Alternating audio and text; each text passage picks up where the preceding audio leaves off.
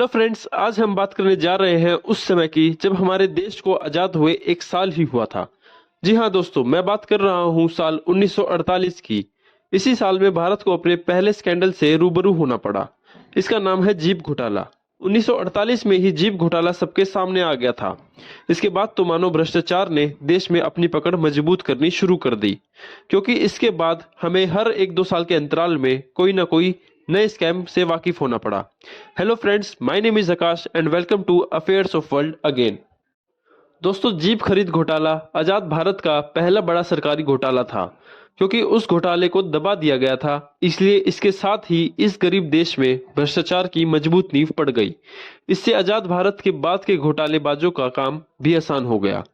घोटाले के कारण कुछ लोगों को कभी कभी सजा भी भुगतनी पड़ती है, पर अपराध के आकार प्रकार के मुकाबले सजा बहुत कम है।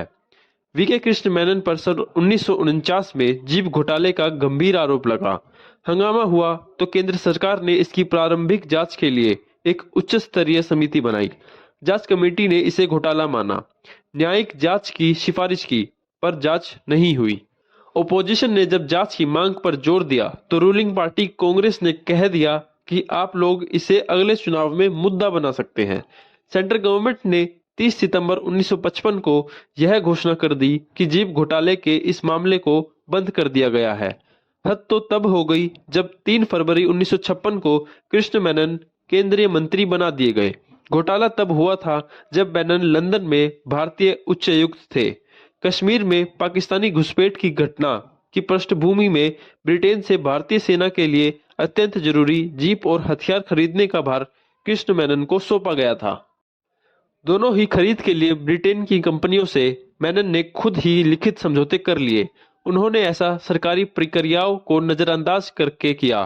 किसी उच्चायुक्त को ऐसे समझौते करने का अधिकार नहीं था। औपचारिकता पूरी किए बिना भारी धनराशि अग्रिम के रूप में दे दी। उस वक्त 300 पाउंड प्रति जीप के हिसाब से 1500 जीपों का आदेश दिए गए थे, लेकिन 1949 तक महज 155 जीपें पहुंच पाई। साथ ही ज्यादातर जीपें बंदरगाह से गैराज तक चलकर पहुंचने लायक ही नहीं थी। दोस्तों, इस बात का अंदाजा आप खुद लगा सकते हैं। अगर डिफेंस के मामले में स्कैम होंगे तो इसकी भारी कीमत उस देश की सेना को ही चुकानी होगी। आई होप दोस्तों आपको ये वीडियो अच्छा लगा होगा। मिलते हैं हमारी नेक्स्ट वीडियो में। Bye for now.